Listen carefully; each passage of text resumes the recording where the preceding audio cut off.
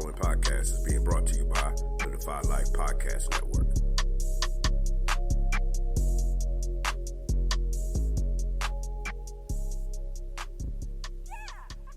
Maybe we can still heal you.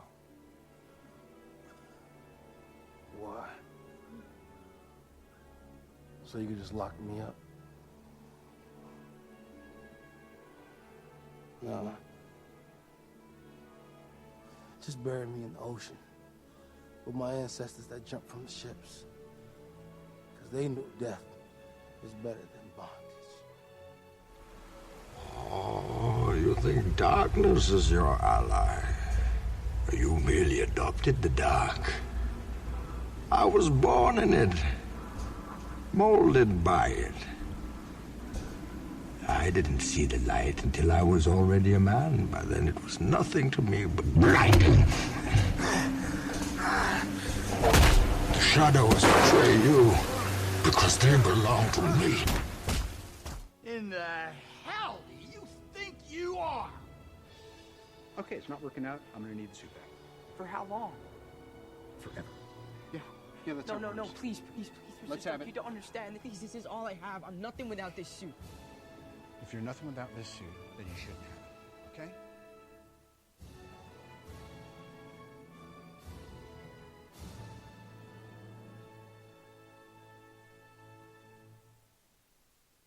So Oz, this week we are going to sort of have an open conversation just about the horror genre in general. This is going to be our first show in the month of October, and I figure we start the All Hallows Eve month, the month of horror, off with a conversation about some of the great icons, some of the really bad horror movies, some of the ones that we think are good that other people think are terrible. Just an open conversation about it. So, Oz, what are your thoughts on the horror genre as a whole, and are you a fan of it? What are some of your favorites? Just open the floodgates up. I am a fan of the horror genre, but I gotta say that I need to be stronger about it because I tend to only be able to watch horror films in the daytime. So. Yeah. I'm not kidding about that. I mean, yeah. I mean, like, I could watch it at nighttime, but yeah, but I'm still waiting for. You're kind of like, why would I watch it at nighttime? Oh, yeah, daytime is nighttime is scaring myself. Yeah. What would I want to freak my? Oh, I love it. It's an adrenaline rush, dude. Okay, we'll go skydiving. That's a big jump from watching a horror movie. Yeah, dude. Like you do you, but like, so I still want to see that great sci-fi horror, and I feel like it's coming. But that's what I like to see happen. So, kind of branching off of that, you say that great sci-fi horror. Some would argue that Alien is a sci-fi horror. Ooh, can I tell you something about that, dude? Sure. Funny. I asked my wife. I was like, hey, we're doing a show tonight about horror movies, and like what our favorites are. And I was like, what are some of yours? And she's like, I don't really know. And she's like, I like, you know what? She goes, I actually really like Aliens. I was like, okay. Is that the one that's more horror than sci-fi, Aliens, or is it Alien? I don't know. I think she likes them all, but I think Alien is a really good sci-fi for her. That's the one that's more horror, right? Yeah, more horror more horror for her. And I was like, yeah, good. She's brilliant anyway. So, but yeah, I was like, yeah, that's a good choice, man. Yeah, so some would argue that could be a great sci-fi horror, but besides that, I don't know. Would you consider something like Get Out sci-fi? Well, is that science fiction? I would consider sci-fi, but I think all great horror has an element of suspense to it. Like you don't need to see the slash and the blood, but if it leaves stuff to your imagination with the suspense, it's the best type of horror because your own brain can freak you out than someone else's brain trying to freak you out. Yeah, I really like the way you put that because it's almost better to kind of leave it open to interpretation, because then people can interpret it so many different ways as far as how the mutilation happened. You know, you see, for instance, like a Jason or a Michael, you know, and you hear the screaming and then it cuts away and all you see is maybe some blood going against the wall or something. And you cut back and his whole head is off and it's mutilated. And you're like, how'd that happen? And it's cool that you can get these different versions of it, because everybody's going to think, you know, people are going to think differently.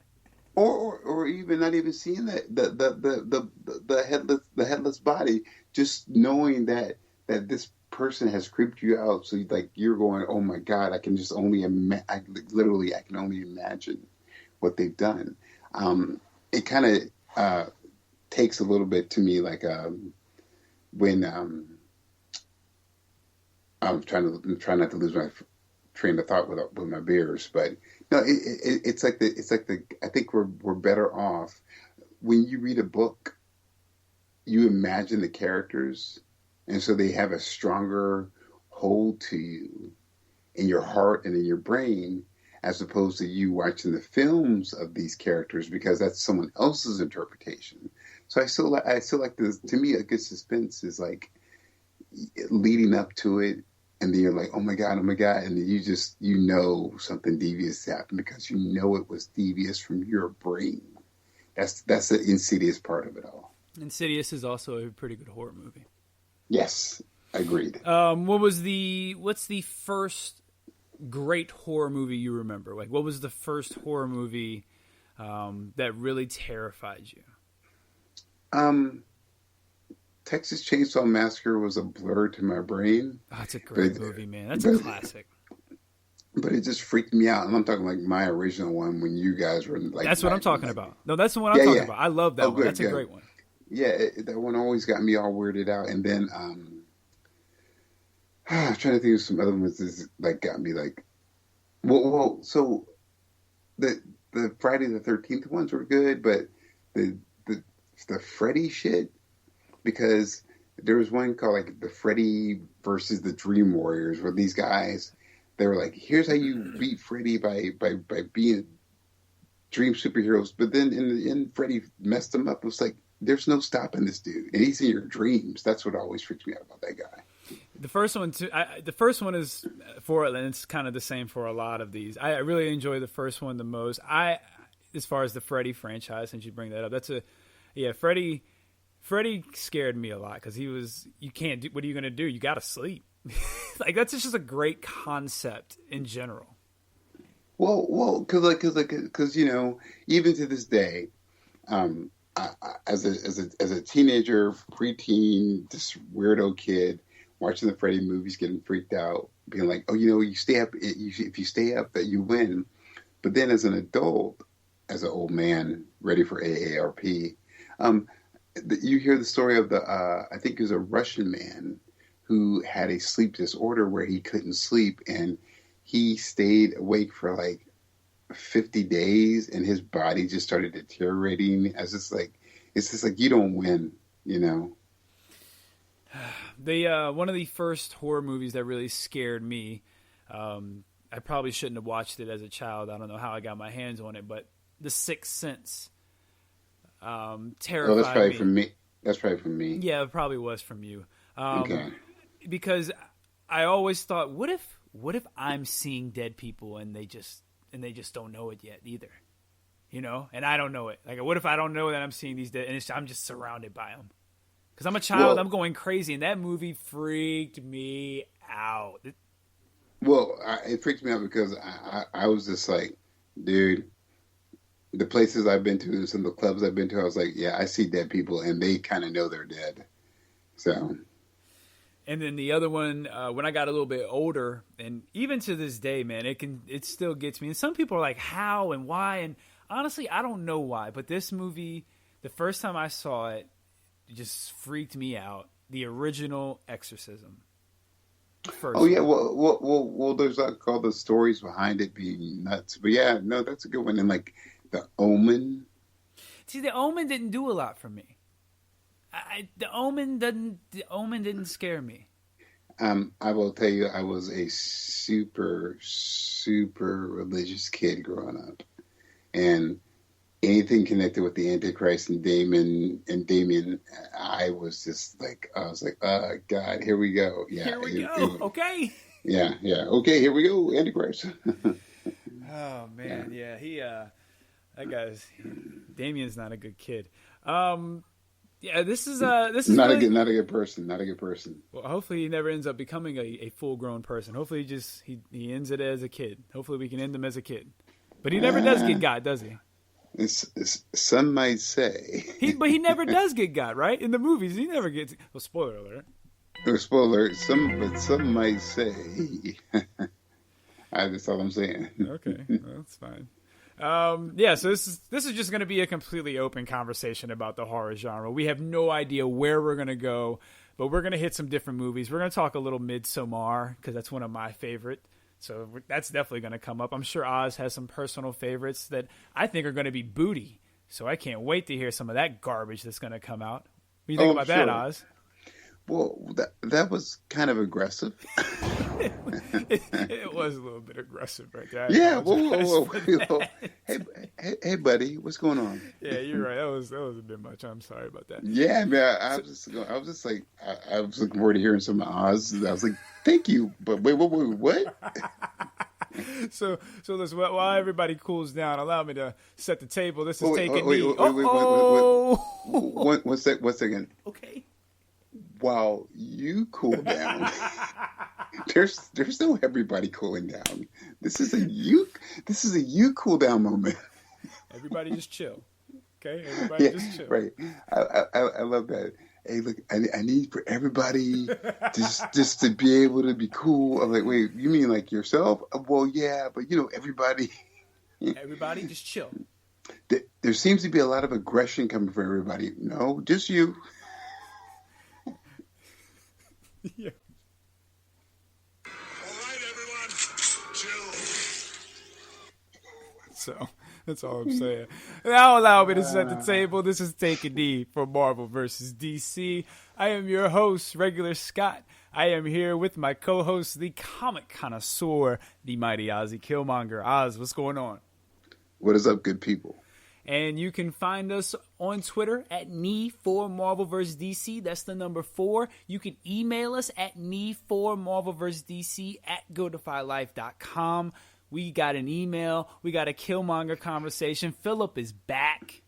And we have a returning emailer, actually. We'll get to that here in a second. This is going to be episode 93. We are on the march to 100. Again, we are still accepting emails. We're going to be accepting them actually all the way up to 100 emails for our 100th episode.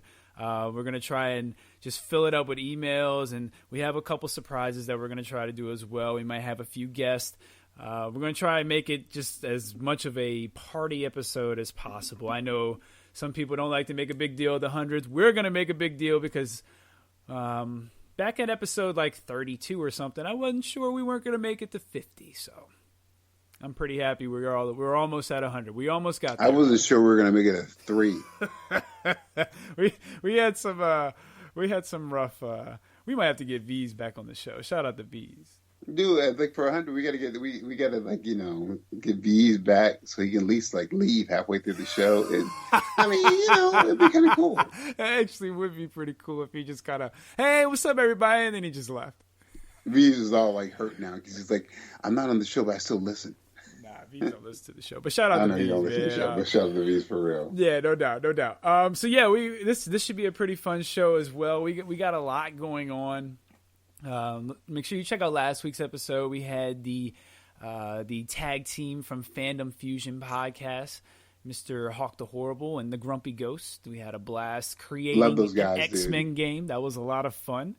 It was good. I mean, I would, and everybody loves an open world. Let's do it. Yeah, so it was a lot of good ideas thrown out there. So that was a lot of fun. This is yeah, we're in a nice little groove here. I have no idea. I had an idea where I was going, and then I started talking, and I completely lost where I was going. That's pretty typical, though. Wouldn't you say? Well, I don't know about that. Yeah, okay. I mean, you say you splitting hairs. You say tomato. I say I'm spot on. No, I don't know about that. I don't know about that. So, Oz, let me ask you, because we do have a lot. We have Twitter polls. We got Killmonger conversation. We got emails. We got news tidbits. And then we still got to talk about horror. We got to do a One's Gotta Go. Holy hell. Where should we go next? I'm thinking maybe... All within a 3-hour show. Can we do this? Definitely not a 3-hour show. I'm thinking maybe we go with Twitter polls, and then after that, I'll leave it up to you. What you think about that? I'm down with Twitter polls. Let's see what we got on the Twitter. I've put up a couple polls, and I'm curious to see, Oz, your thoughts on this, because we all know you don't participate in any of my Twitter polls. What is this Twitter thing you keep speaking about? So one Twitter poll I don't think I've brought up, Oz. Oz, did we talk about the Twitter poll where we asked the audience what they thought about Nightwing and Batman and Dick Grayson and what he should do? Yeah, I think we've done that before. I just want to talk about it again, just because, never mind. We don't have to talk about it again then. But why not? Why not? No, we can. Uncle Oz said Dick Grayson should become Batman for DC going forward, and I said that Dick Grayson should stay Nightwing. You know what the people chose. They said that he should stay Nightwing. Of course, with 71%. That's bullshit. Well, that's life. So I put up some Twitter polls for the X-Men game we created last week before I went to Twitter jail. We talked about that last week. For real, dude. I'm out, though, so it's fine. I'm out. Well, you gotta, man, just because people are like, hello, comrade, would you like to invest in these rubles? I'm like, you should know that's suspicious. No, dude, it wasn't me. I must have got I don't know. It wasn't me. I didn't. Dear regular Scott, I am a Nigerian prince. My father has been exiled in Wakanda. If you could send me your bank account information and like these posts, I will help you out. What's your Cash App? I will send you a keychain. Yeah, dude. I was like, what are you doing, man? Come on, dude. All right, so the Twitter polls are: if you were creating an X-Men game, who would you choose as your villain? Did we go over these last week? No, we didn't do that. Great. Just making sure, because I certainly don't remember.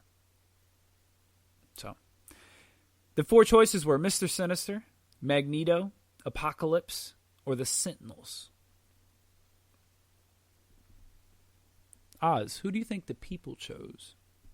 Sentinels. With 42% of the vote, the X-Men game and the villain that the people chose was Magneto. I guess, man. I always feel like he's a sub. But okay, I get it. Tied for second with 22 apiece, Mr. Sinister and Apocalypse. And the Sentinels came in last with 14%. I'm on it like as usual. As usual. We had Sentinels in the Marvel Ultimate Alliance. They served their purpose well. I think Mr. Sinister would be different. I don't remember or recall Mr. Sinister being in an X-Men game. No, never ever. I mean, maybe as like a side note, not even a sub. Yeah. Oh, that's not true. I feel like maybe he might have been a sub boss in one of the old X-Men Legend games. Maybe. But he's somebody that you could kind of make a main villain and kind of put at the forefront. If you were creating an X-Men game, who would you make the leader of your group? The 4 choices were Cyclops, Storm, Wolverine, and Jean Grey. Oz, you're 0 for 1. Who do you think the people chose? Storm. With 39% of the vote, the people chose Cyclops. God. I'm done. I'm done. With 29% of the vote, the people chose Storm as their second. Wolverine with 19 and Jean Grey with 13. Jean Grey's not a bad leader, everybody. She's not great, but she's better than 13. But is she a leader, though, really? When she's shown some leadership skills? She's... I think she, even if she's not the leader, she has definitely shown leadership skills. Just being a number 2, you can show leadership skills being a number 2 or number 3.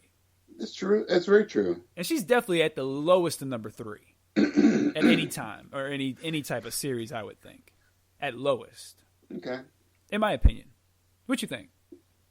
I always feel like your powerhouse is not necessarily your leader. Your powerhouse is just like your hammer, you know. I hear that, but Storm is a leader, and she's a massive powerhouse. But she's different though. She came through the roots, dude. Like the thing about Storm is that she did two things to manifest herself as a leader.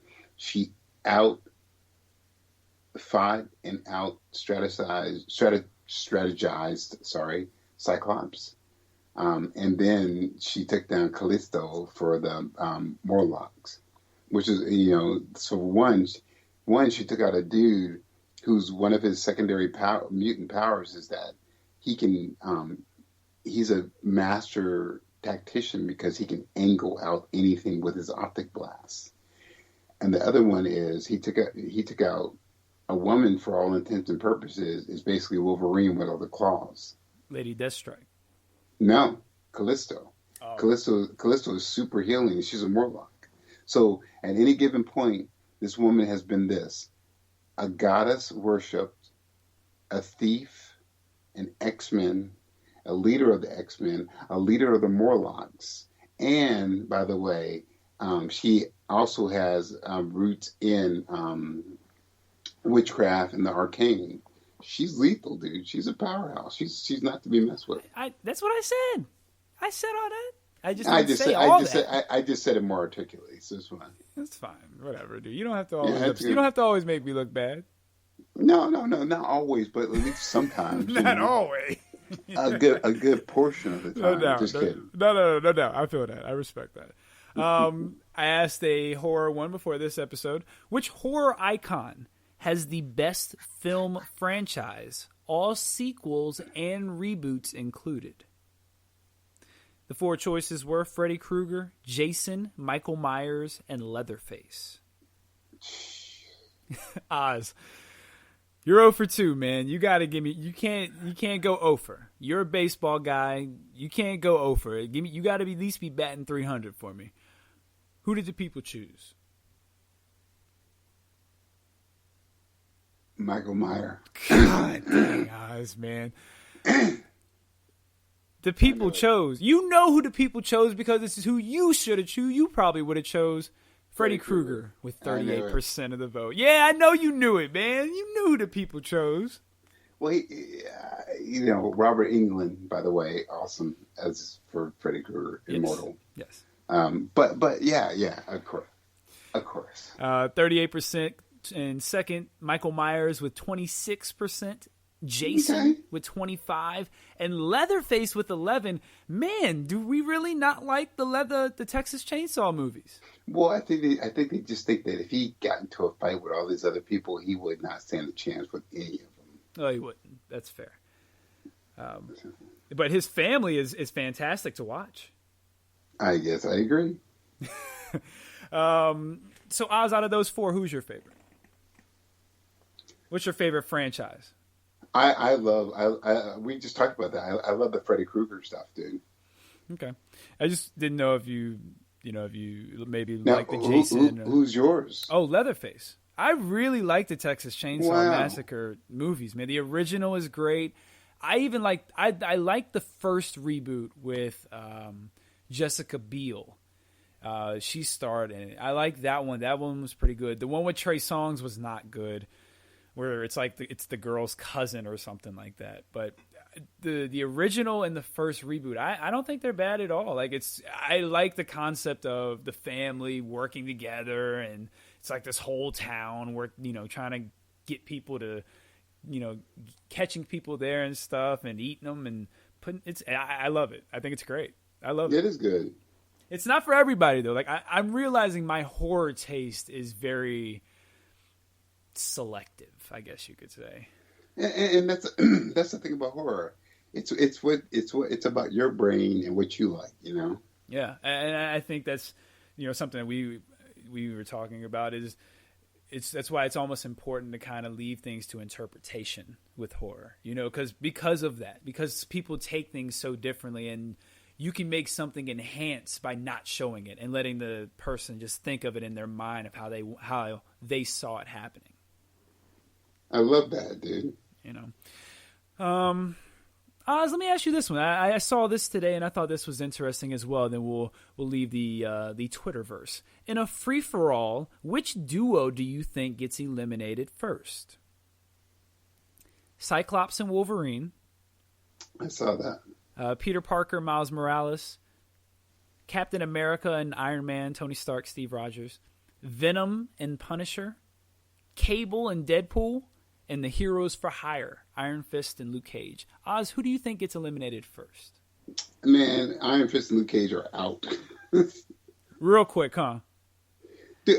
Dude, like, Venom and Punisher, they don't care. They're going to try and kill you. If not eat your head or kill you. And they're like, oh, Luke Cage, you have unbreakable skin, but we're going to mess you up any way we can. Yeah, dude.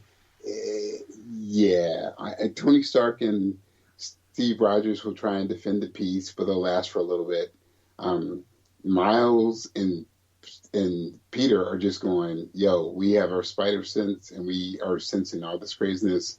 They're a problem.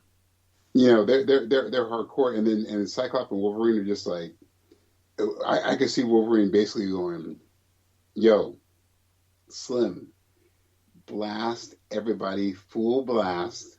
And then I'm going to come in and just start going to work on people. Now, and you know what? And then Cyclops will counter and be like, no, I'm going to go find me a spot and I'm just going to snipe people. You go berserk. Well, because everybody's going to be focused on somebody. And Wolverine should just be like, I'm going picking people off if that's one should be on the ground and one should just be sniping people out the sky. No, not out the sky, but you know what I'm saying.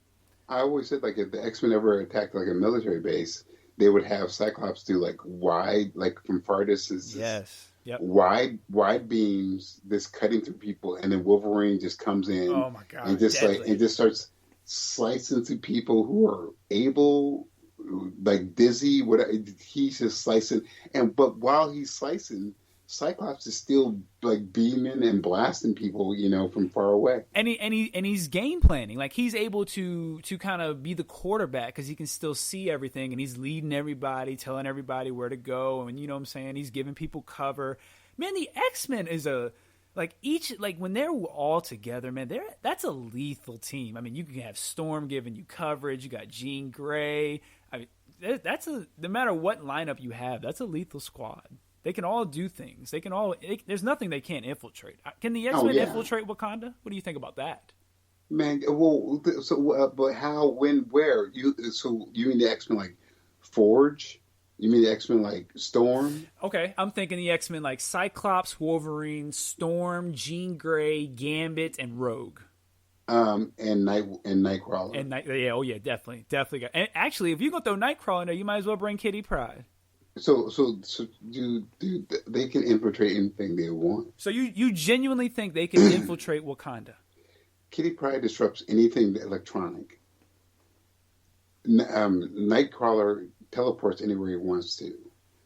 Storm, people are just like, oh, hey, Storm's going to cause this huge fog bank. Yeah, that's one of her powers. But then she can create blizzards to like literally disrupt electrical systems, and she could create an EMP, electric magnetic pulse, from her powers too.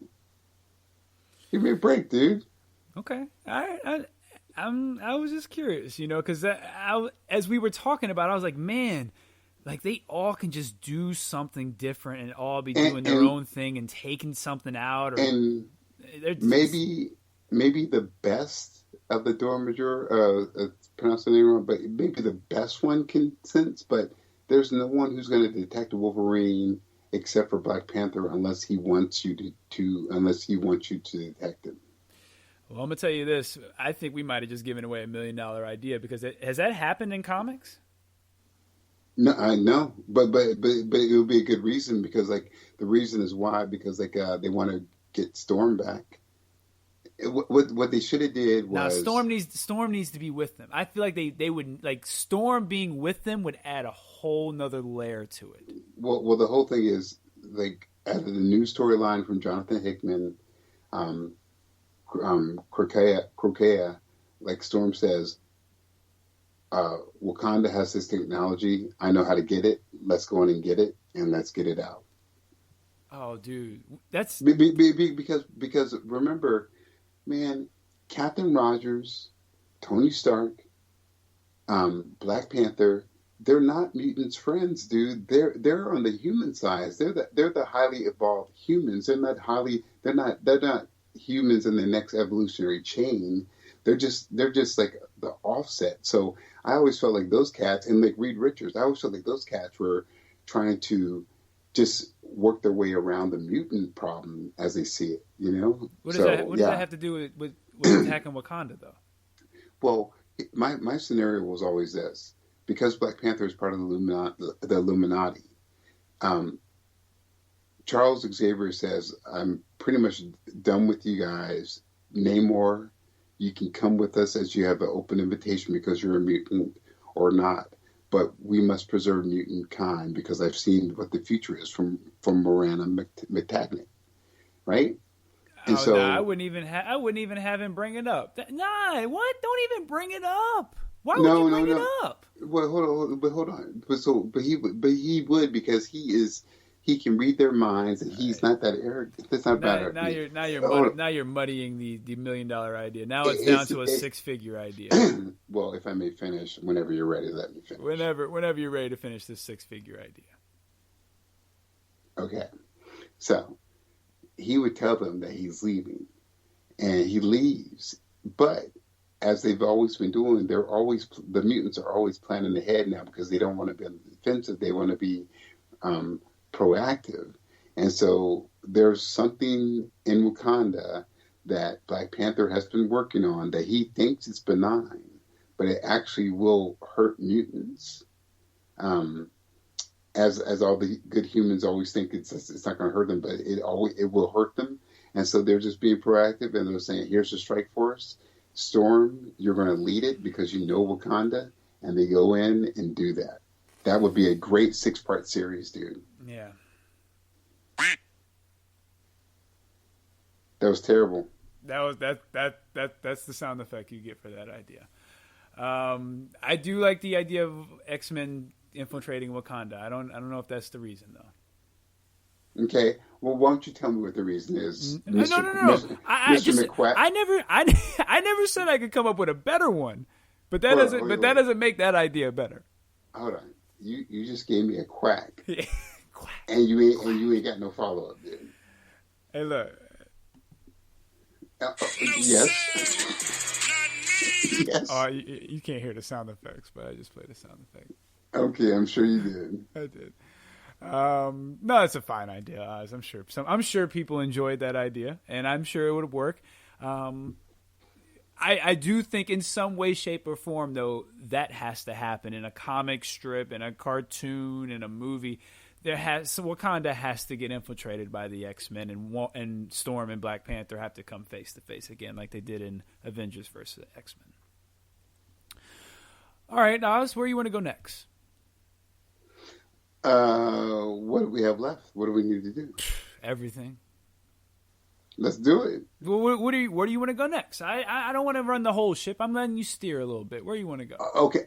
I love that. So you literally said, hey, Oz, where do you want to go next? And you're going to let me steer. But I'm like, yo, man, can you tell me, can I see a map? Nah, no map. Just got to follow the road.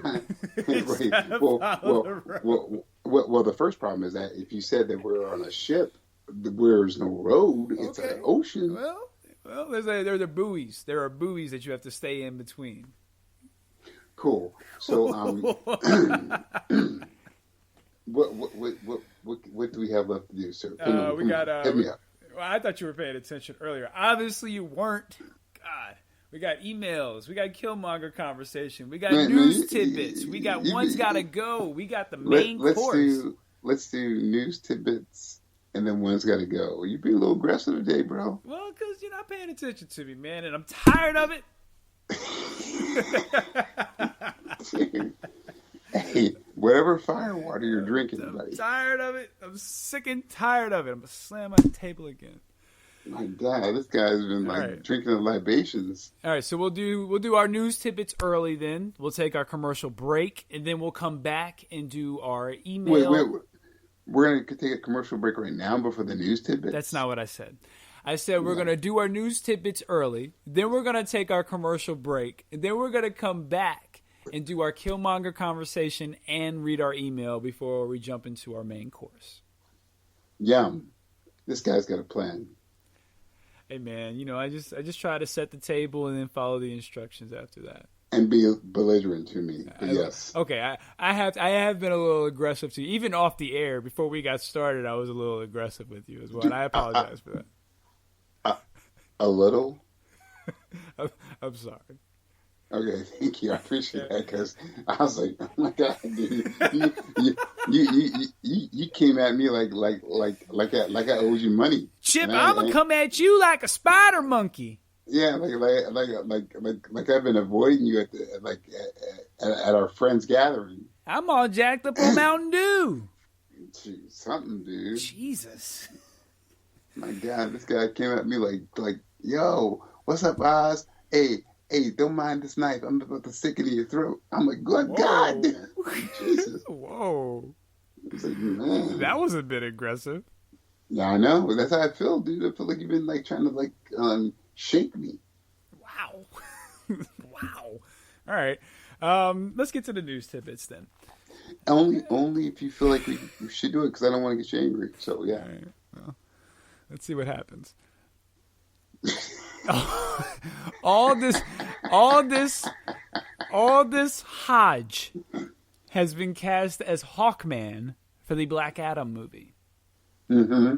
You know who that is, Oz? I actually loved him from Leverage. Had a chance. Is that the other thing he was in? Had a chance to talk to him when he was doing Turn, Washington Spies, where he had a season on that. I actually had a chance to interview and talk to him as my real job. I just wish him the best. Every time I see him interviewed, until he presents otherwise, I am a big fan of this guy. He has an unbelievable presence about him, and I feel like if there was a running, it was between him and Anthony Mackie for Falcon. I would give it to him. I'm a fan. Ever since Leverage, he has a cool presence. I've been a fan of this guy. Didn't like Leverage, so I didn't stick around long enough to see if he was good I in it or not. I appreciated the concept, and I appreciated his concept too. True that. But yeah, I didn't stick around to really give him a chance, so I won't judge him off that. But I did see him in Black Mirror. That's where I remember him from. Yeah. He was in the episode where, spoiler alert, where he's in the army and they see things a certain way, let's put it that way. Mm-hmm. And he was really good in it. So I'm excited for it. Hawkman's going to be black. Just full on black. It's changing it up a little bit. Well, I'm not quite as opposed to that, but it's also stupid because why was Hawkman like this? Why are Hawkman and Hawkwoman these white people when they're from Egypt? Yeah, no, true that. That's why I said this one isn't like really a race swapping as much. This is more so this is probably what he should have been from the beginning. Just history wise. Yeah. But it's a correction. It's a correction. Yeah, pretty much. And listen, one thing you can always count on with The Rock is that dude is going to make moves and decisions that are going to be crowd pleasing and that people are going to enjoy and like and be like, oh, I like that. Like, The Rock is smart. He knows what comic people want to see. He knows what the average person. This dude knows what he's doing. He's not just, these people aren't being chosen, randomly. Mm-hmm. So The Rock's on his game with this. I'm sure he had a say in it. Oh, I'm sure, dude, he's got so much power. Let's see what else we got. A new G.I. Joe film is in the work, and they are eyeing. Rumor is they are eyeing John Cena and Tom Holland for the leads. But I wonder what Tom Holland would do. It's a good question. I'd be curious about that too. Unless he's gonna get a little scruffier, and do the military thing, or do what they did with G. Gordon Levitt, and like make Tom Cobra Commander. And you know what? I completely forgot he was Cobra Commander. Dude, I completely forgot about that. They'll pull that kind of crap, dude. Nah, he'll do what Channing Tatum did. He'll be Channing Tatum. Mm-hmm. Channing wasn't bad in the first one for what he was asked to do. I don't know about Marlon Wayans, or whichever one it was in it. Yes, yeah, that cat. Yeah, I know. But yeah, he was good. But then they were like, "Yeah, Rock, you go ahead and handle the second one." And then they killed him off in the first scene. Yo, this dude, they killed. That's like, hey, where's Uncle? We killed your uncle. Like my godfather's dead. He couldn't like. I don't know, man. Give that man a little shine. Like, why did he have to die? Like, it couldn't be like a mystery whether he died. That's somebody you could bring back later on, and that's a little pop. It's a little boost. Why can't you be like nice and be like, hey, he really didn't die. He actually lost his memory and became a Secret Service agent. Oh yeah, that's not bad. And saved Jamie Foxx. Jamie Foxx. Remember from Washington, White House Down. Oh wow! I thought you were about to say Jamie Foxx from the plane movie Stealth. No, from White House Down. So it's like he lost his memory. He became a Secret Service agent. Like, come on, keep it real, dude. Actually, that's not bad, Oz. That's not a bad little. That's not bad. That one was much better. I like that one. And then The Rock is like, yeah, Flint or Duke, you remember me? We need you back. No. The Rock is like, yeah, I went through some changes too. Now I'm all about family. Yeah. And Coronas. Yeah. Because it's about family. Family. Yeah. And Ben Diesel, you played a witch, okay? You're a witch hunter. Hey, cool. Vin Diesel is like, listen, dude, all I got to do is slap the Fast and Furious tag on it. I'm bringing home $1 billion. Yeah, but how are you going to come from being ruler of an empire to, like, now you just drive cars real fast? But and he was bloodshot. Yeah, and what's the name? What's Pitch Black? What's my man's name from Pitch Black? No, that's what I say. He was a ruler of empire. Reddick. I couldn't think of his name. Couldn't think of his name. All right. Reddick was a Furian. A lot of people like Riddick. A lot of people were fans. That's almost becoming a little bit of a cult classic. I thought the second one where you see him in action, that movie is dope. Let's see what else we got. A lot of Disney Plus. Well, yeah, a lot of Disney Plus and Marvel news. So I'm gonna kind of lump all this together a little bit. Let's start with this one. Jamie Foxx is going to return as Electro in Spider-Man 3. Yeah, and your boy your boy was Andrew or whatever was just like, y'all don't want to bring me back either. Well, that's the thing though. Obviously, this movie's going to have to come after WandaVision and probably Doctor Strange, Multiverse of Madness, which means we could possibly see maybe Andrew Garfield, Tobey Maguire, and Tom Holland all in the same movie. Ooh, this. I think people are trying to get. I think we are getting. Whoa! What was that? I just came across a post of like somebody else who got tested positive for COVID, and this song came up. So does that go off every time somebody tests positive for COVID? No, is that your COVID alarm? The source that I wanted to check it out on had it on there, so I'm sorry. Listen. On behalf of Uncle Oz and Take a Knee, this one is on me, gentlemen. This one's on my me. bad. That's terrible. So point being is that actually I shouldn't even look it up on that. I should look it up on the other one. What were we talking about? All right, dude. Yeah, so we might have a Spider-Verse movie. Maybe that's how we get Miles Morales into the live action. I guess. I'm gonna be pissed if we bring back Jamie Foxx, Electro, and I don't get to see Andrew Garfield in the spider suit again. I still hold out. He was a fantastic Spider-Man in some not so great movies. Hollywood executives don't care about what you think, dude. I know they don't. They've shown it plenty of times, but that doesn't mean that. Listen, that doesn't mean that I'm wrong. Yeah, and it doesn't mean you're right either. No, so it doesn't. Okay. No, it doesn't. But I'm not wrong, so that means I got a shot. You're telling me there's a chance. Yeah, and you know what? You don't want to miss your shot, dude. I'm not gonna throw it away. You know, I do. You are just like your country. You're young, scrappy, and hungry. Okay. All right.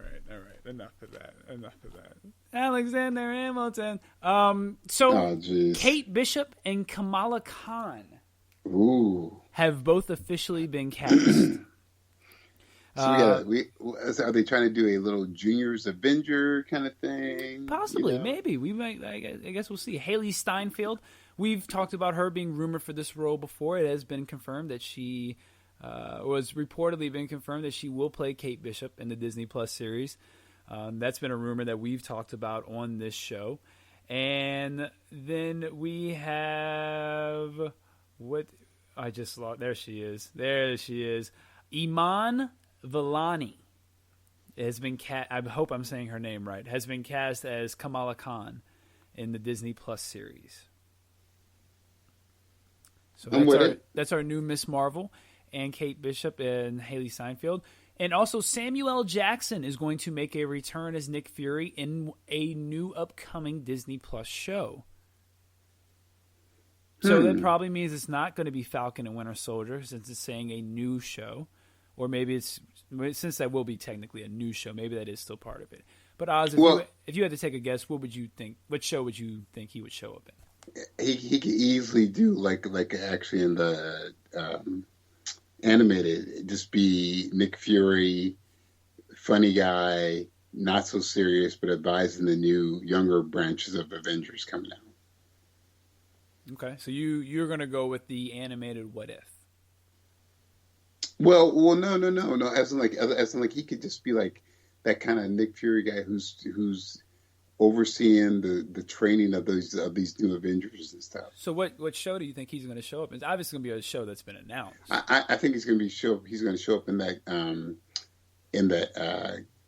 Kamala show. Khan? Yeah, Kamala Khan. Yeah. Okay, the Miss Marvel show. And now we've talked about a rumor that we've discussed on this show in the past, where it said her first appearance is going to be in a movie before her TV series. So, and we talked about how we think that might be Captain Marvel 2. It'd be really cool to have all the Marvels together and be a pretty cool way to introduce everybody to them. But that's a side.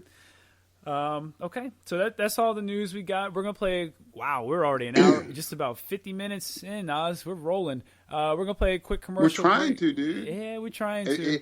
Do you understand how much more time management we're able to do when you're not insulting me? It's awesome. It's amazing. Maybe some say it might be trend setting. I am a trend setter. No, that was a bit much. All right, we're gonna take a quick commercial break. You should be saying I'm the man. No. All right, we'll be right back.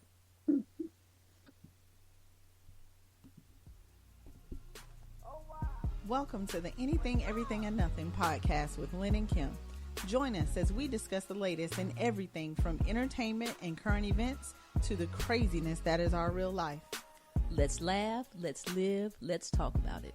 New episode every Tuesday on the Defy Life Podcast Network. And remember, if you're not defying life, then what are you doing?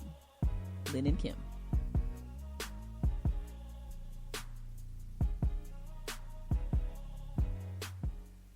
I'm ready. Let's do this, dude. And we're back. Make sure you are checking out Anything, Everything, and Nothing. The ladies are back. That's right. The ladies are back on Defy Life. The first ladies of Defy Life. The first Battleground, the first female Battleground champions of Defy Life. Amen. They are back. Make sure you check them out. You can find them at Defy Life Pods, where you can find all of Defy Life podcasts, all the different shows. Make sure you check those ladies out. Oz, you want your Killmonger conversation, or do you want your email? Let's do email to set the tone for Killmonger conversation. Okay. We got an email from Oz's friend, the Thrash Daddy. Yeah. Yeah, he's back. Always thought-provoking. I guess. We'll find out. Here we go. Hey, guys. What's up with people putting the Star Wars Imperial Army stickers and Stormtrooper stickers on their cars? If I'm not mistaken, that's the fascist elites trying to oppress the entire universe. Why in any scenario would you be rooting for the oppressors? So when I'm driving in my car and I come to a stoplight and someone has a Stormtrooper family sticker on their minivan, I just want to ram the back end of their car with as much force as my rebel spirit as possible. Just wanted to get your thoughts on this. Happy October, Thrash Daddy. As usual, a good Thrash Daddy email. And I want to say, no pun intended when he said as much force. May the force be with you when you're ramming your car into a minivan. I think people get it all twisted. You know what? That whole Imperial sticker is the same thing as people putting Decepticons on their car. You know, it's like saying, you want to be a Decepticon? You want to be for the fascists? For the authoritarians? You don't want to be with the rebels who want to be for freedom and for like your free thought? It's the same thing. So when you see people who aren't rebels, you should be like, wow, you're really in the mood to be controlled, huh? Okay, cool. So that has always boggled my brain. It's just nowadays people associate the anti-hero as some sort of hero, when the anti-heroes has always skewed the line of being a villain. You know? That's why he's anti. Yeah, so like, you know, most of your anti-heroes have some moral code, but I just think that we're living in odd times where people are saying that, like, you know, up is down and down is up, you know. So yeah, that's all. Okay. Thrash Daddy, keep them coming. Definitely make sure you send us something as good as this for our 100th episode, where we're taking all emails and we're reading them all for the whole show. So make sure you send their emails. Thrash Daddy, we appreciate you. That's a great email. It's great because it's so true. It's so true. A lot of I think a lot of this is going to go over people's heads, though. Why? They just do. Well, you know what? I think people. That's not true. Americans love to say that we are tough and all this stuff, but what we really are was like we like to be spoon-fed. You know, we've forgotten what it means to be like tough. Critical thinking. You know, and critical thinking is an essential tool because, you know, there's a difference between someone telling you what to think and someone showing you how to think. You know, that's actually a great line. I appreciate that. That's good. Well, you know, and it's lost on people because I think people are what get lost in this really mixed up world we have is like people are like, oh, don't be a sheep. Why are you wearing a mask? You're being a sheep. It's like, well, who told you not to wear a mask? Well, I heard from someone that you shouldn't wear a mask. I'm like, well, dude, once you hear that, you're like, all right, I got it.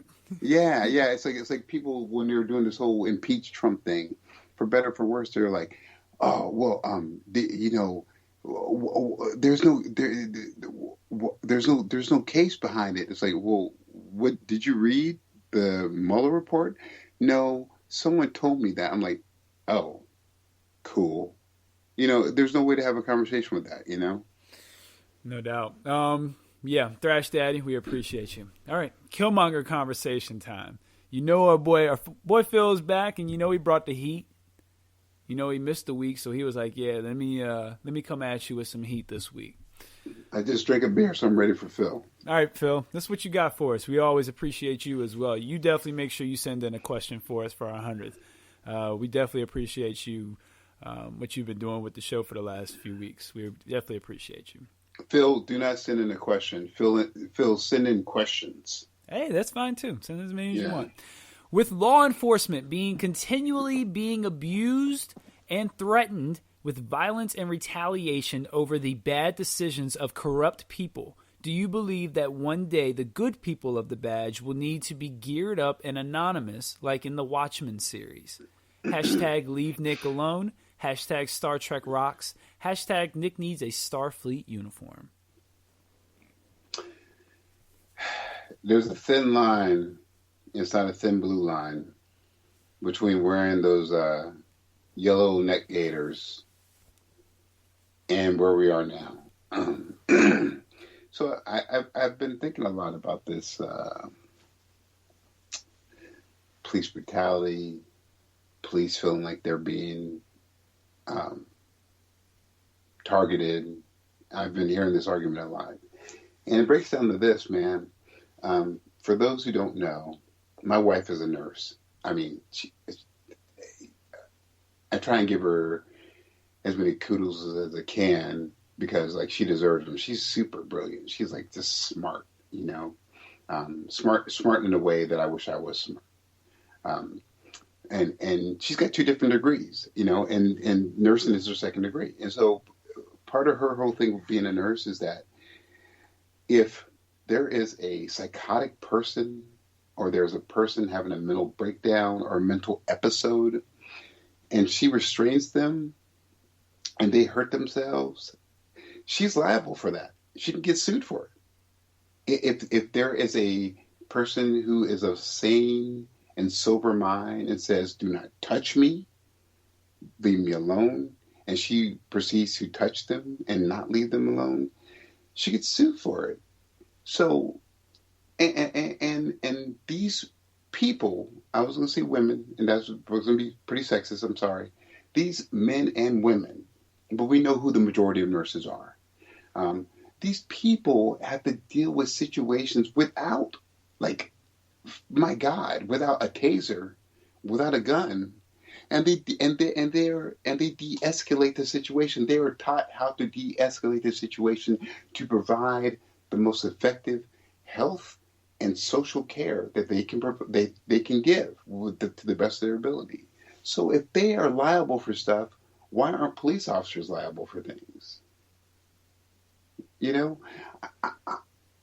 I see this world where, and I do see where Phil, if this is where Phil is coming from, I see where there, man, of course there are people that are doing their job as police officers because they really, truly want to help and serve and protect. But I also see it from, like, we're coming out of, this thing is systematic. The police was made from the root of the policing was made from to get fugitive slaves. Now, if you want to say, well, yeah, it makes sense. You're a fugitive. You broke the law. That's right. But if you want to say it from a basic humanist point, it's like, man, if I was a slave, I'd break the law every fucking day. So we can't just do anecdotal stuff like this is what happened to this individual. Like, I didn't get I'm a police officer. My Egg McMuffin was cold. I think they did it on purpose. Life is cruel, because at the end of the day, you have a choice to say, I quit my job, I'm done. But there are people that at the end of the day, they can say, I'm quitting being this color, I'm quitting being this income bracket, I'm quitting being this sexual orientation, but in the mirror, they're like, you can quit, but we ain't quitting you. So it's such a weird line. And I think what helps everybody is having discussions and dialogues between all of us. Like, the problem that I have is that police officers, when all this stuff happens, you never hear any of the good guys talking about how this is effed up. You know, you might hear a little snippet, but you never hear a mass thing saying, this is jacked up.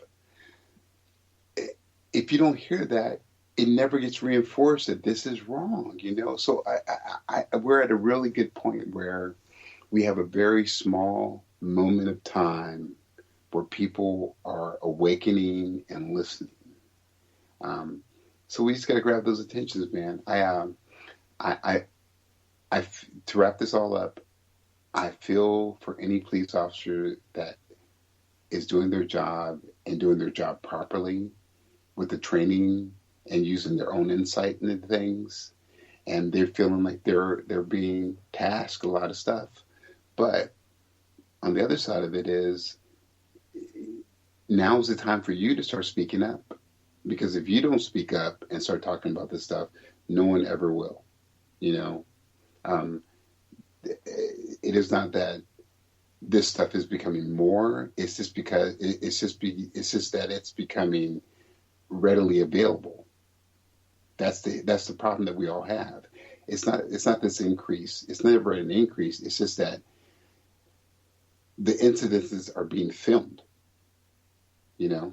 So I look forward to us having a dialogue. But until then, man, I don't foresee anything changing until people's minds and hearts change. And I'm off my soapbox. No, I actually kind of want to jump in on this one and say, you know, as you said, there are good cops, as all, you know, nobody ever denied that, and nobody's ever going to deny that.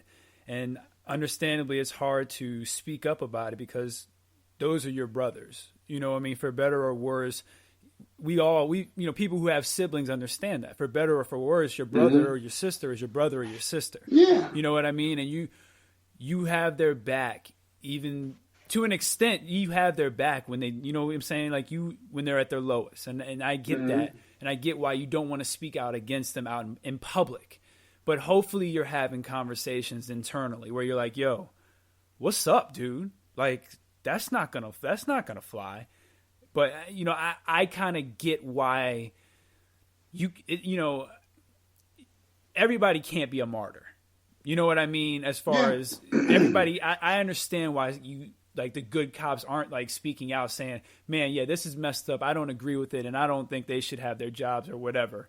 I get it, because everybody can't be a martyr, and that's fine. You know, everybody's not supposed to be, but hopefully the conversations are happening internally, and that's where the change is going to come, is from internally.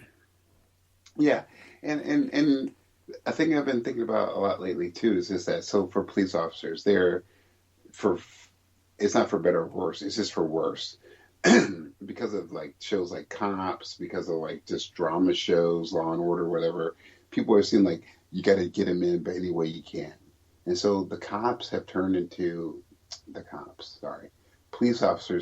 into not officers of the peace like they're supposed to be. They identify themselves as being warriors, like as in like, no matter what, you got to come home at night. So they're like, I'll shoot you in the back. I'll do this because your life is more important than anybody else. It's like, no, an officer of the peace means that your life is just like everybody else's life. So that's why you're willing to put your life on the line. I think the new definition is that police officers need to stop seeing themselves as warriors and need to reimagine themselves as guardians. You know, truly protectors of the peace. Because you can say, I'm for law and order, but if you're not for law and order and justice, it doesn't matter.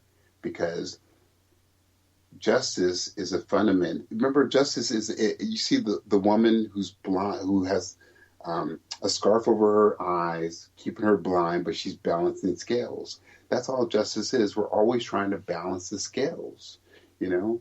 So that's just a way. Reimagine yourself. You're not a warrior. You're a guardian. So. All right.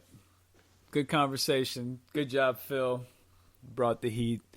You made Oz go on 3 rants in 1 conversation. That's easily the longest Killmonger conversation to date. And much obliged. Thank you. So enjoy it, because that's your only rant. That's your last rant of the day. I'm cutting every rant off from here on out. And once again, the pro-aggressiveness. Dude. even when this guy wants to not be aggressive to me, he's like, I got to, you know. Even when I don't realize I'm being aggressive, it's just forceful. Yeah. This guy's like, hey, no matter how many times I try and get out, they keep calling back in. I'm like, whoa, here we go. Change your number. All right. One's got to go. Okay. One's got to go. Horror edition. Ooh, horror edition. Horror icons. We're going to stick with it. Freddy, Jason, Michael, Leatherface. One's got to go. Never existed. Their franchise never exists.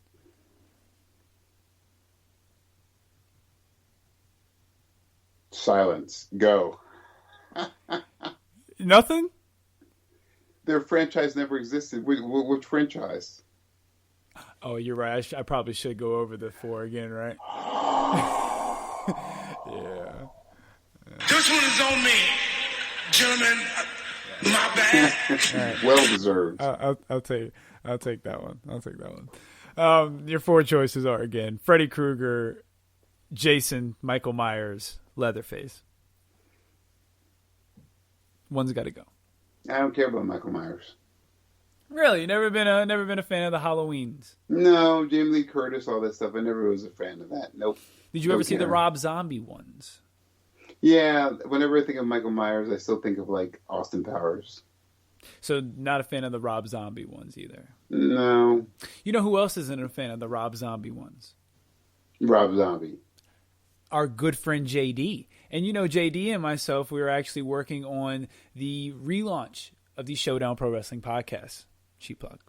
Yeah, keep an eye out for that. You guys were on hiatus for a while. Yeah, we've taken a little break. You know, JD was really focusing on his book, and he just, you know, Showdown fell on the back burner a little bit, but that's okay. We're revamping the show. No. You know, and we're gonna come back strong. We're gonna come up with some new segments. We got some new ideas we're working out.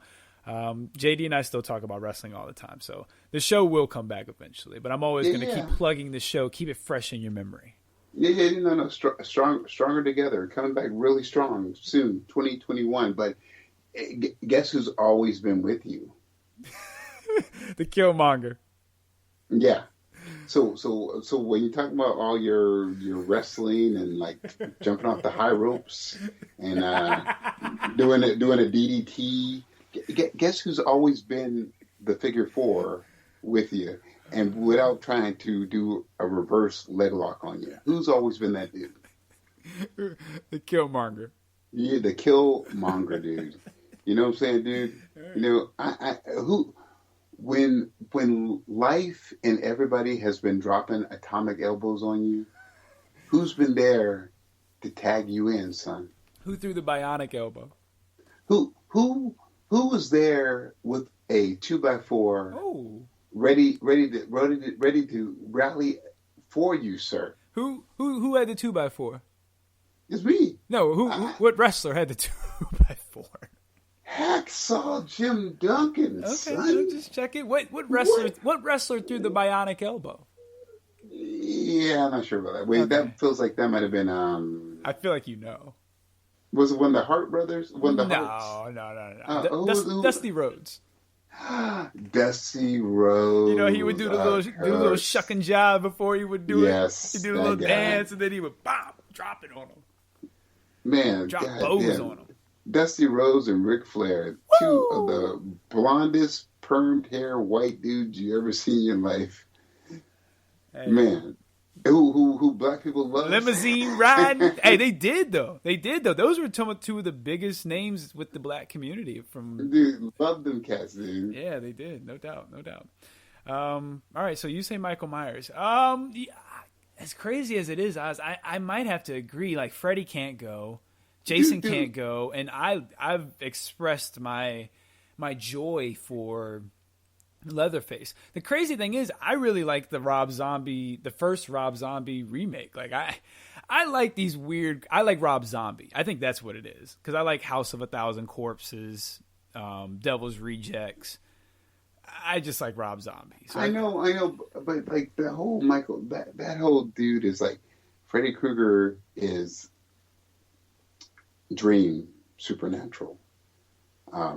Jason is just like evil voodoo supernatural, you know. He is, but I would even put him more so in almost a zombie-esque category, just the way he moves, because he never runs. Yeah. He's always kind of just, but he never makes a sound. Like he'll stalk you and get you, but like the Michael Myers is just like, okay, you're just like a guy who's robbing people.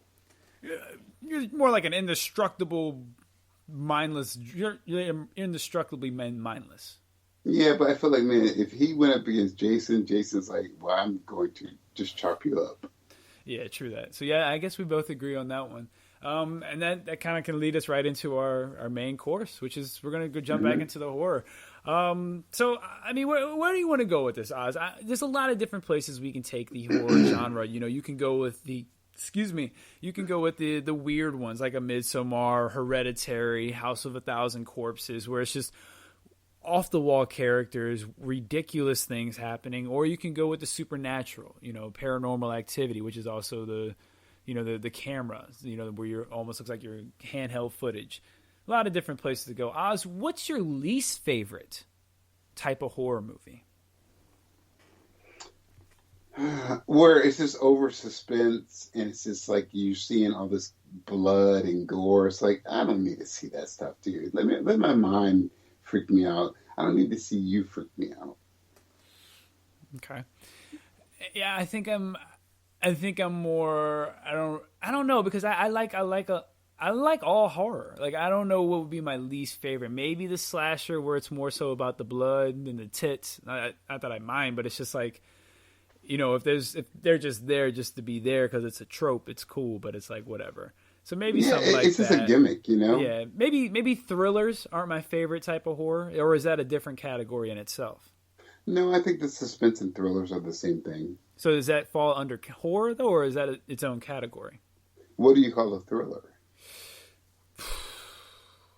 I would say maybe a movie like Anaconda, just off the top of my head, that I think you could maybe put as a horror, I guess, because it could be like a jungle horror movie. You know? I wonder if that's a category for stuff, jungle horror. I couldn't think of a way to fit it into a horror category. It's not a horror movie at all. Well, we have city horror and we have jungle horror. See, I'm more of the slow burn, where everything you see ends up playing a part later on in the movie. One of my favorite horror movies, and it's not a big movie, is The House of the Devil. And it's pretty much about this girl who gets a house-sitting job, and it ends up, I mean, the title is self-explanatory. It ends up being the House of the Devil, and you kind of see how that happens. It's a slow burn movie, but everything you see and everything in the background kind of plays a role, and it makes sense. Like, there's a person missing from earlier, you know, and where you see on the board that she pulls the number to get the house sitting job, there's a missing person sign on the front of it. You know, when you get there, there's stuff messed up in the back, and, you know, she asks, "Where's your car?" And he said, "Oh, it's getting fixed." And, you know, then somebody comes and picks. It's just a lot of little things like that end up playing a role. I like movies like that where if you pay attention, you're rewarded. And horror movies like that are kind of my favorite, you know? Yeah, I guess the best horror movies are when you can play a little Sherlock Holmes for it. Yes. Yeah. I like the ones. Twists are always my favorite. And it's M. Night Shyamalan he had me hooked after Sixth Sense, so I went to go see the next three and was disappointed after the next two because I didn't think what's in the woods? What's the forest one? The Village. The Village. Yeah, the twist was disappointing, but up until the twist, that's still a good movie. Up until the twist, I think, and I don't think the twist is that bad. It's just underwhelming. Yeah, it's just that's the thing. It's like okay, whatever. Right, but the rest of the movie's pretty good though. Oh yeah, I agree. So, Oz, what are your thoughts on Chucky? Well, Chucky is in a bracket like Pet Cemetery to me. I'm like, oh, it's cool they made it. I like the thought process, but I'm like, I got a better example for a thriller for you that could be in the horror genre. Last House on the Left. No, which one was that? That's the one about the. I think it's about these two girls, and they go and they're like taking a vacation somewhere, and these like guys come and like they kidnap them and take them to this last house on the left, and nobody can hear them, and they got to kind of fight their way out. Huh. Okay. There was an older one, and then there's a remake, and then there's a James Marsden movie that he is a horror movie that was a remake that was that's kind of a thriller that I would put in the horror genre, I guess you could say, or I would try to fit it into the horror genre. Let me look that up and see if I can find Straw Dogs. Straw Dogs. I heard about that. So Straw Dogs.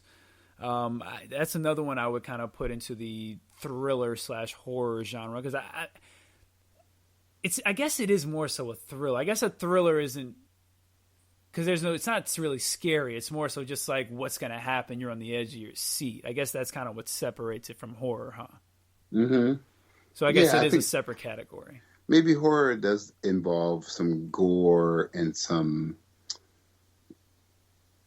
Well, I don't even know if it's gore. I think there has to be a fear element in play. Right? Is it fear the right word? Is fear the key to a good horror movie? Or, yeah, no, I think fear is. And then I also think maybe fear and, we always say suspense, but fear and a bit of the unknown. Like fear, the unknown, and like something's at stake. Yeah, I like the last part you said, something being at stake. Oz, who are some of your favorite horror actor or actresses? Or who or not even just actresses who have been in maybe a couple horror movies that you really liked, or whatever, or just somebody a certain character that you like from horror movies. What are some of your favorite portrayals or actors and actresses? That's a good question. Let me think. All right, I'll answer that one while you think about that. Okay, that's perfect. Because I actually have a specific actor who is in probably 3 or 4 of some of my favorite horror movies. His name is A.J. Bowen. He was in that House of the Devil horror movie, and he just plays a variety of roles. In that one, he is he's the guy who sets everything up. He plays the quote unquote pizza guy in the House of the Devil. He's also in a couple thrillers like You're Next, which is like a home invasion, like kind of like The Strangers. Mm-hmm. He's in that. That's a really good movie and probably a little ahead of its time. It came out in 2011, and it's got it presents one of the strongest female leads in a horror movie probably since Jamie Lee Curtis. Just the way she's fantastic. Yeah, okay, that might be a bit of an exaggeration because that's an iconic role, so that might be a bit of. But she's just she's great, and I can't think of a horror movie with a female lead that does as much with as little. I love that. She's a beast. The Sacrament, which is kind of like the Jim Jones is the guy who had the people drink the Kool-Aid, right? Yes. It's kind of like kind of based on that, but it's the same story, but it's got different elements about it. It's handheld footage. He's really good in that. Like he's really good, and he's one of my favorites. And then as far as the women go, I love Naomi Watts. She's good. She's awesome. She was in The Ring, which is one of my favorite horror movies. And there's another movie where she plays a wife, and they get kind of kidnapped by these two kids, and they're like psychotic, and they torture them. Oh God. I can't. Funny Games. Funny You Games. like that one? I loved Funny Games. You do have some issues, dude. That's a weird movie, right? Yeah. Have you seen it? Oh, I have. It's strange. It's a weird, but I love it. Like it's because if you pay attention, everything that happens makes sense. Because they explain why these kids are like. I think it's great. It's a fantastic movie. These kids end up kind of taking over this wife and husband's. I guess it's their getaway house. Mm-hmm. And they kind of have to fight back, and the kids are just evil. Nothing behind that, just nothing back there. There's just nothing redeemable. No redeemable qualities. There's even a great fourth wall break, a rewind scene. Just a fantastic movie. Apparently from Regular Scott. All right, okay. I'm getting a little excited, but it's fantastic. There's a rewind scene in a horror movie. Tell me when you've ever seen a rewind in a horror movie. I've probably seen one, but I got to think. So. All right, fair enough. Well, who's some of your actors or actresses? You've had plenty of time because I just pulled a you. Man, trying to really just get down to thinking about this. Well, you should have already thought about it. What do you think about that? Yeah, I don't know. I see people, and I just no,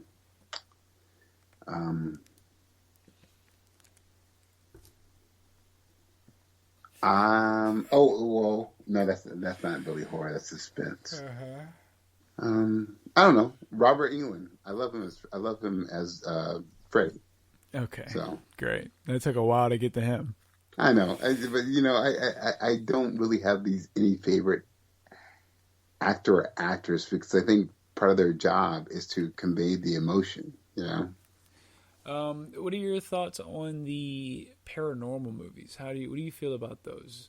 Do those get to you? Do those work for you? Some were good. Some were just like after a while it got kind of lazy. But man, when there one scene where you see, I forget which one, maybe 3 or 4, but you see the woman in the bed, and then you see movie? this. What movie? Maybe 3 or 4 for Paranormal Activities. Oh, okay. You see the woman in the bed, and then this scene always freaks me out. And then you see this invisible entity crawl into bed with her, and you're just like, "Oh shit!" And it's all captured on video footage, and you're just like, "What the?" So, you speak of Paranormal Activity. The first one is still one of my favorites. I know for some people it's slow, but all that it's stuff. Good though. And I agree with that, man. And I think what makes it so good is all that stuff that happens could be happening to you and you have no idea that it's happening. Right. Because of the way they did it. That's how you do a good horror movie to me, is you make things seem like that's a plausible. It's very likely if you're married, your wife could be standing beside your bed and you have no idea it's happening and she's just staring at you. That's why I never sleep. Boy, I'm going to tell you what, if I ever woke up in the middle of the night and my wife was just standing over me with a cold blank stare, I don't know what I would do. I would be freaked out. Yeah, you'd be like, what's up? I'm like, so what are you doing on a Sunday? What are you drinking? You want to come to bed? You want to come back to bed? Yeah.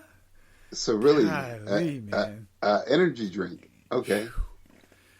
like, cause I think that's what really what got me with that first one is like, cause all that stuff was happening and it's all while they're sleeping.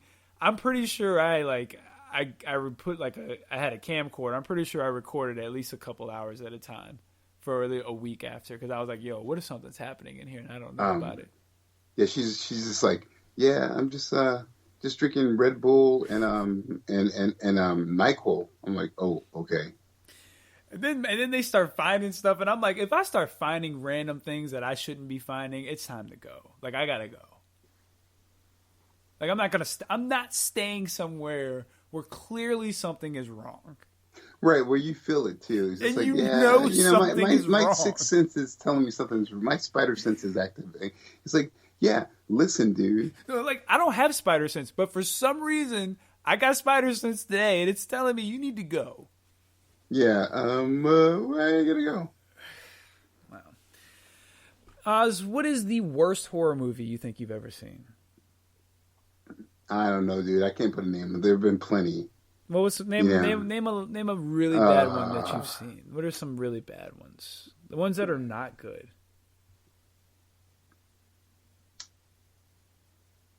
Dude,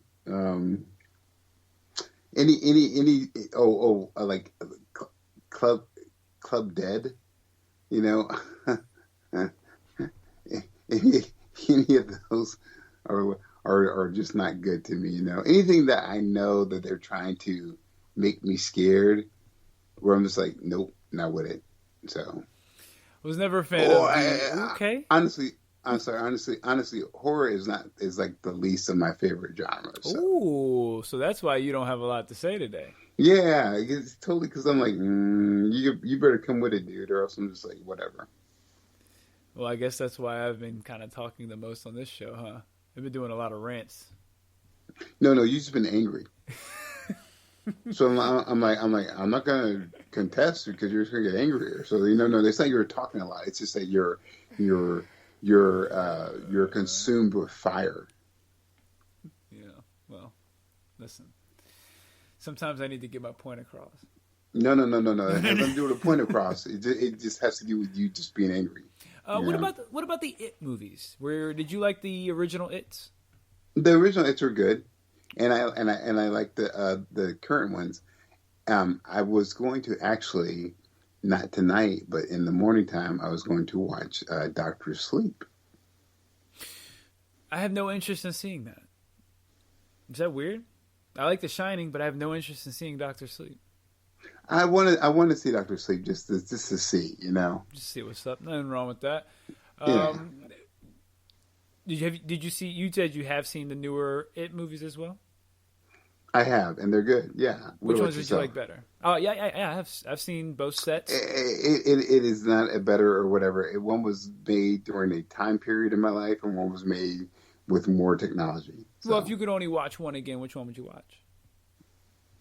I would probably watch the new ones. It's fine. Okay. I really liked the new ones. I thought the stories were really good. I didn't think they were that scary. They definitely had some good jump scares, but see, like that to me is a thriller. I know it's a horror movie, but that wasn't a scary movie to me. But I don't have like a fear of clowns either. Well, you're like I said, you're pretty weird. But some people do have like a legit fear of clowns, and I'm sure that movie is probably hard to get through. Mm-hmm. Now that dancing, now when he's dancing, doing that little dance he does, that's freaky. That was freaky. That was freaky. I'll say that. All right. Well, Oz, any closing thoughts on the horror genre? Any recommendations? Actually, let's close with that. What horror movies would you throw out there to the audience, recommend that they should watch for the month of October? I mean, they can take plenty. Give them plenty of examples if you have any. I think people should still watch The Cube. Okay. The Cube series 1 through 4. Wow. The whole series you think was good? I just think it's just a cool concept, dude. It's really cool. It's like Cabin in the Woods. It's that kind of cool concept, you know. That's a good one as well. You all should check out. Yeah. Okay. Cool. Yeah, I'm gonna go with Midsommar. You should definitely check out. I'm sure everyone has seen The Sixth Sense. If you haven't seen The Sixth Sense, you should definitely check that out. I don't know how much replay value it has after you know the twist, but Hereditary is another great one. Like I mentioned, Funny Games. It's more of a weirder movie. That's a good one. Paranormal Activity. The Conjuring is a good movie as well. The It are all very good. Texas Chainsaw Massacre, House of a Thousand Corpses. All those I really enjoy. The Sacrament. Your Next. Your Next is good. You've seen Your Next? Yeah. That's the one I was talking about with the girl, and she has to. And she's really good in it. Where she has to do a lot with a little. Yeah, that's a fantastic. The Strangers is really good with Liv Tyler and Scott Speedman. That's another really good home invasion type one. And why are you doing this to us? Because you were home. Great tagline. Man, I know I'm forgetting a whole bunch, and I'm gonna be pissed about it. This one a lot of people didn't like, but I liked Freddy vs. Jason. I think that was, for what it was, I thought it was fine. I could watch that if it's on. That's like Freddy X, like Freddy in the future. I didn't like Freddy X. Yeah, I didn't get down with Freddy X or Jason X. Jason X. Sorry, Jason X. Yeah, I didn't get down with Jason X, but I like Freddy vs. Jason. The Dream Warriors one is a really good Nightmare on Elm Street. If you don't want to watch the first one again, Dream Warriors is really good. Oz, any more recommendations before we wrap up? No, of course not. Of course not. Well, just I recommend that you be nicer to me, but whatever. Okay, I get what you mean, because that was a little aggressive there too. Yeah, I know you're in a Berkeley 5 out and put in the trash. Say, hey, that's in our suggestion box. And you're like, I suggest you don't ever mention that again. Oh man. Listen, dude. No. You listen, dude. Okay. You let me know what I've done to offend you, and I will swear I'll. Are you gonna apologize? I will beg on your feet to correct this wrong. You know. A Quiet Place is another good horror movie. That's a sci-fi. Thank you. Which is a sci-fi one, dude. That's a good one. Yeah. Yeah. The Thing. Or was it called Pandorum? Is a good sci-fi one. There we go. Yeah, there's some sci-fi. 28 Days Later. Is that a horror movie or is that more of a thriller? My wife actually says she loves that as a horror movie. The Evil Dead, I think, is. I really like the reboot Evil Dead. Ash. Now I didn't. Yes. Those ones I only saw the first one, and it's good. The practical effects are a bit much with the blood sometimes, but I really like the reboot of the Evil Dead. I thought that was really good too. Let's see what else. Shutter Island, Leonardo DiCaprio. That's a good one. That's more of a suspense thriller. Okay. The Babadook. That's a good mother-son story. That's really good. Oh yeah. I enjoyed that. Get Out obviously is very good. Okay. I think we've covered pretty much all. That's plenty of suggestions. If you need more, hit us up. The Saw movies are good. No, yeah, there's are those more horror? thrillers, or are those more thrillers? See, that's fear, though. Thrillers. I feel like that's fear. I mean, that's a lot of fear, though. Yeah. You know what I mean? You're right. See that's one of those ones where I'm kind of like, what does it fall under? Because you're right, because it's 100% a thriller, but it has those horror elements to it. You know? Yeah. Okay. All right. So, horror. This whole month is going to be all about horror. We don't know what we're going to do. Next week, we don't know what we're going to do. We're going to talk about the horror of the show that we just did. Now, I will throw this out there. If we get a suggestion from the audience, any suggestion we will do. If you would like for us to review any horror movie, for any reason whatsoever, maybe it's really bad, maybe it's really good and we didn't mention it, or you just want to get our thoughts on it, we're going to review a horror movie this month. Ooh. Yeah, we're going to try something new. Yeah, let's do it. Yeah, we're going to try something new. We'll review a horror movie and we'll bring that to you. So if you have a suggestion, we'll be more than open to it. If not, we have plenty to go through, and we'll have a little fun with that as well. So yeah, every episode this month will be about the horror genre or Halloween or something scary, something that'll make you suspenseful. Yes, or a thriller. Right? I love it. Yeah. All right, so Michael Jackson thriller. Yeah, it might be a Jackson thriller. It's not bad either. All right, Oz, I think it's time for the final blow. Ladies and gentlemen, are you ready? What you got for me, Oz? I've been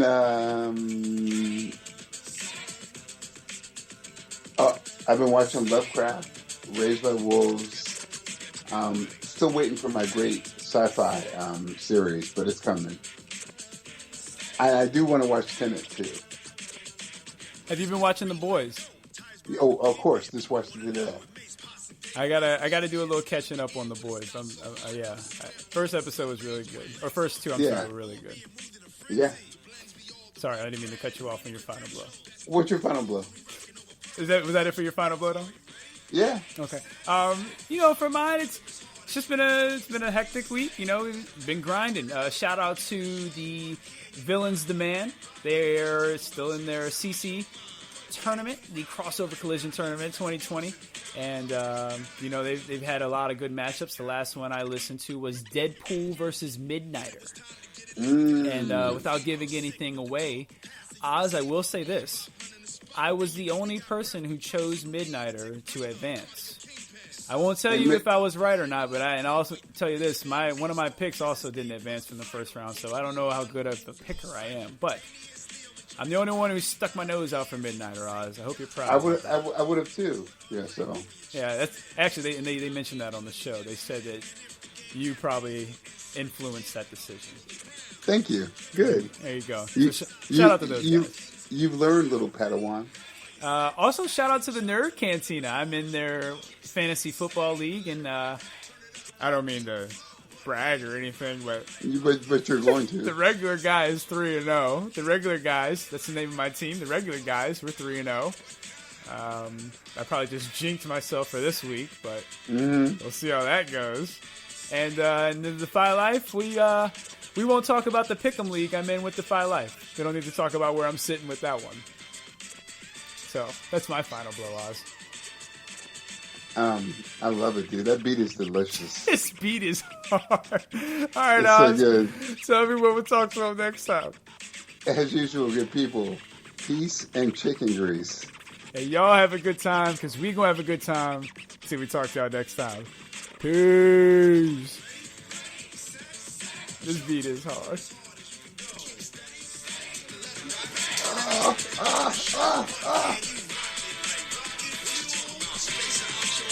It's so good.